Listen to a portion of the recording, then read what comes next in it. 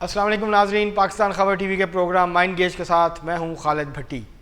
आज के इस प्रोग्राम में हम बात करेंगे कि एहतजाज की तमाम तर हिकमत अमली नाकाम होने के बाद अब तहरीक इंसाफ ने एक नई हिकमत अमली बनाई है कि किस तरह से इमरान खान साहब को जेल से निकाला जा सकता है। क्या ये हिकमत अमली कामयाब होगी या पहले की जो है वो हिकमत अमली की तरह एहतजाज की ये हिकमत अमली भी नाकाम होगी।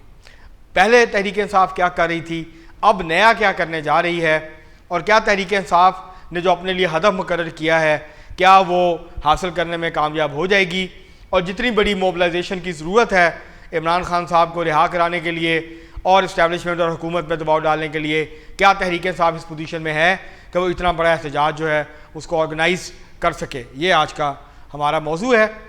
दरअसल तहरीक इंसाफ ने तसलसल के साथ जो है वो एहतजाज की कॉल्स दी, इस्लामाबाद पे चढ़ाई की कॉल्स दी, लेकिन एक भी एहतजाज तहरीक इंसाफ का कामयाब नहीं हुआ। तहरीक इंसाफ की जो एहतजाज की हिकमत अमली थी, जिसमें इस्लामाबाद की तरफ भी लॉन्ग मार्च किया गया इस्लामाबाद की तरफ, लेकिन वो भी कामयाब नहीं हुआ। और जो एहतजाज की पूरी हिकमत अमली थी, जिसमें पहले जलसे किए गए, फिर जलसे तर्क कर दिए गए, उसके बाद फिर एहतजाज की कॉल दी गई, वो भी नाकाम हुई। उसके बाद फिर ये कहा गया कि नहीं, अब हम इस्लामाबाद की तरफ फैसला कुन मार्च करेंगे, आखिरी मार्च करेंगे और इमरान खान साहब को अडयाला जेल से छुड़वा के ले आएंगे, लेकिन फिर वो भी मार्च जो है वो नाकाम हुआ। तो अब तहरीक इंसाफ ये दावा कर रही है कि वो 4 लाख लोगों को इस्लामाबाद में लेकर आएगी, 4 लाख लोगों को डी चौक में जमा करेगी, इकट्ठा करेगी। अब तहरीक इंसाफ की तारीख ये बताती है, जब से अप्रैल 2022 में इमरान खान साहब की हुकूमत का खात्मा हुआ था, तहरीक इंसाफ हुकूमत से बाहर निकली थी। इसके बाद 2 लॉन्ग मार्च की कॉल दी गई, दोनों दफ़ा। एक दफ़ा पहले कॉल दी गई, इमरान खान साहब जो हैं वो एक काफ़िला लेके आए जिसमें हज़ारों लोग थे, लाखों नहीं थे। आप 20-25 हज़ार कह सकते हैं, 30 हज़ार कह सकते हैं, ज़्यादा से ज़्यादा। और उन्होंने डी चौक पे पहुंचने की कोशिश की, वो ख़ुद तो डी चौक नहीं आए, उन्होंने एहतजाज की कॉल जो है उसको ख़त्म कर दिया। उसके बाद फिर वो लॉन्ग मार्च कर रहे थे लाहौर से पिंडी इस्लामाबाद की तरफ, तो वज़ीराबाद में हमला हो गया और वो लॉन्ग मार्च वहीं ख़त्म हो गया। इसके बाद जब जनरल आसिम मुनीर साहब आर्मी चीफ बनना था नवंबर में 2022 में, तो इमरान खान साहब ने एक और कॉल दी लॉन्ग मार्च की, और मरी रोड पे पिंडी में उन्होंने वहाँ एहतजाजी जलसा किया, लेकिन वो अपना मकसद हासिल करने में एहतजाज के ज़रिए नाकाम रहे। तो तहरीक इंसाफ 2022 से लेके अप्रैल 2022 से लेके अब तक एहतजाज के ज़रिए जो उसने मकासद हासिल करने थे, जो उसने अहदाफ हासिल करने थे, उनमें से एक भी अभी तक हासिल नहीं कर पाई।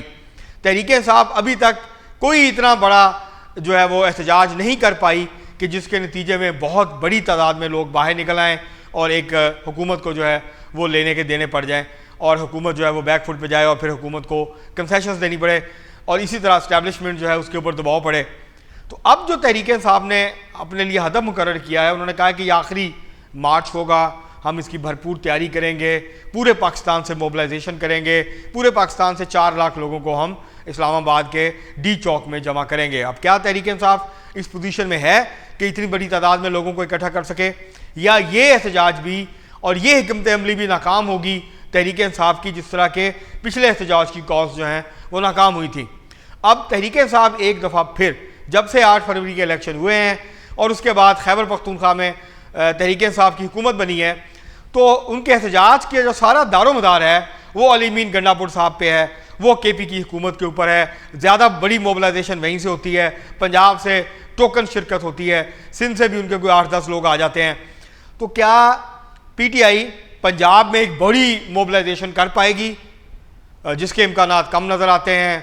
फिर वही होगा जो पहले होता रहा था, फिर क्रैकडाउन होगा, पकड़ दकड़ होगी, कारकुनों को पकड़ा जाएगा, रहनुमाओं को पकड़ा जाएगा, वो रूपोश होंगे और वो बड़ी तादाद में इस्लामाबाद की तरफ जो है वो नहीं पहुंच पाएंगे, रास्ते बंद होंगे। जो भी माजी के अंदर जो है, जो माजी करीब में हमने देखा है, जो टैक्टिक्स, जो हिकमत अमली लॉ इन्फोर्समेंट्स ने जो है वो एजेंसीज़ ने और इदारों ने जो है PTI को रोकने के लिए इख्तियार की थी, उसी किस्म की स्ट्रेटजी होगी। और उसके बाद तहरीक इंसाफ क्या तंजीमी तौर पे इस पोजीशन में है कि वो इतनी बड़ी मोबिलाइजेशन कर सके?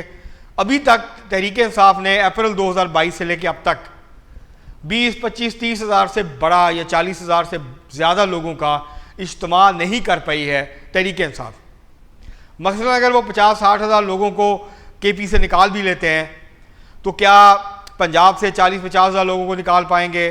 क्या कश्मीर गिलगित बिल्तिस्तान से 20-25 हज़ार 30 हज़ार लोग आ पाएंगे? क्या सिंध और बलूचिस्तान से हज़ारों लोग पहुँच पाएंगे? तो इस वक्त तो ऐसा होता हुआ मुमकिन नज़र नहीं आ रहा। इस बात के इम्कानात बहुत कम है कि तहरीक इंसाफ इतनी बड़ी तादाद में लोगों को बाहर निकाल पाएगी, डी चौक में जमा हो पाएगी और फिर इमरान खान के साहब की रिहाई के लिए फैसला कुन जंग जिसका कि वो दावा कर रही है वो शुरू कर पाएगी। क्योंकि इस वक्त तहरीक इंसाफ की तंजीम तितर बितर है। तहरीक इंसाफ के आपस के जो इख्तलाफात हैं वो शदीद हैं, आपस के रहनुमा जो हैं उनके शदीद इख्तलाफात हैं और बहुत सारे रहनुमा अभी तक रूपोश हैं। पंजाब में कोई क़यादत ही नहीं है। तो अब किस तरह से मोबिलाइजेशन करेंगे? आप किस तरह बड़ी तादाद में लोगों को निकालेंगे? आपने अगर 4 लाख लोगों को जमा करना है तो आपको 2-2.5 लाख लोगों को पंजाब से जमा करना है, पंजाब से लेके जाना पड़ेगा, फिर आप 3 या 4 लाख लोगों का इज्तिमा कर पाएंगे। तो पहली बात तो यह है कि हुकूमत की कोशिश ये होगी कि उनको बाहर रोक दिया जाए, पिंडी इस्लामाबाद में दाखिल ना होने दिया जाए। और अगर तहरीक इंसाफ ने अली मीर गंडापुर साहब ने KP की हुकूमत ने पहले की तरह का कोई इक़दाम उठाया तो उसका बड़ा सख्त रद्द-ए-अमल आएगा वफाकी हुकूमत की तरफ से और उनको मैसेज दे दिया गया है कि कोई रायत नहीं होगी और बड़ा सख्त रद्द-ए-अमल होगा, बहुत सख्त तरीके से जो है वो निपटा जाएगा। तो अब ये एक बड़ा चैलेंज है। तहरीक इंसाफ ये कह रही है कि हम फैसला कुन जंग लड़ने जा रहे हैं, हम इनकलाब लाने जा रहे हैं, हम इस्लामाबाद जाएंगे और इमरान खान साहब को जेल से निकाल के आएंगे। कारकुनों के अंदर फ्रस्ट्रेशन पहले ही बढ़ रही है, कारकुनों के अंदर गुस्सा पहले ही बढ़ रहा है और अभी तक तहरीक इंसाफ की कोई हिकमत अमली कामयाब नज़र नहीं आई है। तो उसकी वजह से जो क़यादत है उसके और कारकुनों के दरमियान जो खलीज है वो बढ़ती जा रही है। कारकुनों की बड़ी तादाद का ये ख्याल है, वो खैबर पख्तूनख्वा के हों, पंजाब के हों, बाकी जगह के हों, वो ये समझते हैं कि जो क़यादत बाहर है ये पूरी संजीदगी के साथ, पूरी कुव्वत के साथ, पूरी जुर्रत और बहादुरी के साथ जो है वो इमरान खान साहब की रिहाई के लिए कोशिश नहीं कर रहे हैं और अगर ये ज़ोर लगाएं, कोशिश करें तो फिर इमरान खान साहब की रिहाई के इम्कानात जो हैं वो पैदा हो सकते हैं। तो अब जो सूरत हाल है उसके अंदर ऐसा नज़र नहीं आता कि तहरीक इंसाफ की ये हिकमत अमली भी कामयाब होती हुई नज़र आएगी या तहरीक इंसाफ एक बड़ी मोबिलाइजेशन करके एक बड़ा शो करने में कामयाब होगी और हुकूमत और इस्टेब्लिशमेंट के ऊपर प्रेशर जो है उसको डालने में कामयाब होगी।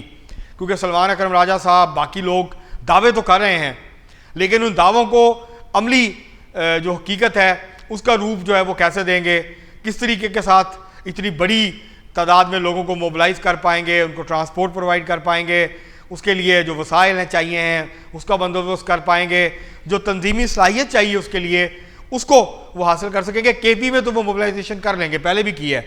गंडापुर साहब अच्छी खासी तादाद में पहले भी लोगों को लेके आए थे लेकिन लाखों लोग नहीं थे, हज़ारों लोग हैं। अभी अगर हज़ारों आएंगे तो मकसद पूरा नहीं होगा, फिर लड़ाई मार कुटाई होगी, फिर जो है वो तहरीक इंसाफ के ऊपर सख्ती होगी और फिर तहरीक इंसाफ के शिकवा करेगी कि हमारे खिलाफ FIRs हो रही हैं, हमारी पकड़ धकड़ हो रही है। तो ये जो सिलसिला है लगता ये है कि तहरीक इंसाफ पिछली नाकामी से एक सबक नहीं सीख रही, अपनी हिकमत अमली को तब्दील नहीं कर रही। उनका ख्याल है कि शेर अफजल मरवत और इस तरह के लोग अगर मोबिलाइजेशन करेंगे तो वो बड़ी मोबिलाइजेशन कर पाएंगे। आसानी के साथ ये नहीं होगा, गिरफ्तारियाँ होंगी, पकड़ धकड़ होगी, सख्ती होगी और फिर तहरीक इंसाफ ये शिकवा करेगी कि हमें एहतजाज करने नहीं दिया गया, हमारे लोगों को आने नहीं दिया गया। तो ये चैलेंज है तहरीक इंसाफ के लिए और अगर तहरीक इंसाफ इसमें भी नाकाम हुई तो सियासी तौर पर तहरीक इंसाफ को इसका बहुत भारी नुकसान होगा। पहले नुकसान हो रहा है, अब और ज़्यादा नुकसान होगा और सियासी तौर पर तहरीक इंसाफ कमज़ोर होगी अगर वो इस बड़े एहतजाज के नतीजे में, बड़ी मोबिलाइजेशन के नतीजे में इमरान खान साहब को जेल से बाहर ना निकाल सकी। तो ये अब देखते हैं कौन सी तारीख देते हैं, कितनी देर तक तैयारी करते हैं, कितनी देर तक मोबिलाइजेशन करते हैं और उसके बाद फिर वो ये कॉल देते हैं और फिर हुकूमत जो है वो क्या उनको इजाज़त देती है, क्या रद्द-ए-अमल देती है और उसके नतीजे में फिर एक तसादम की जो कैफियत है वो बनती हुई नज़र आएगी। और जो हुकूमत का ख्वाब है कि सियासी इस्तेहकाम आए तो उसके लिए अभी तक जो है अगले कम से कम 2-3 महीने में ऐसा नहीं लगता कि सियासी इस्तेहकाम आएगा। सियासी तलातुम जो है वो मौजूद रहेगा, सियासी अदम इस्तेहकाम जो है वो मौजूद रहेगा। और तहरीक इंसाफ ये समझती है कि अगर सियासी अदम इस्तेहकाम रहेगा और एक गैर यकीनी की कैफियत रहेगी तो सियासी तौर पर इसका उनको फ़ायदा होगा। लेकिन अगर हुकूमत उनको एहतजाज नहीं करने देती, बड़ी तादाद में मोबिलाइजेशन तहरीक इंसाफ नहीं कर पाती, तो फिर तहरीक इंसाफ के लिए मुश्किलात और मसाइल और बढ़ जाएंगे। उनके लिए सियासी मसाइल भी बढ़ जाएंगे, उनके लिए कानूनी तौर पर भी जो मसाइल हैं वो बढ़ जाएंगे। अब तक के लिए इतना ही, बहुत शुक्रिया।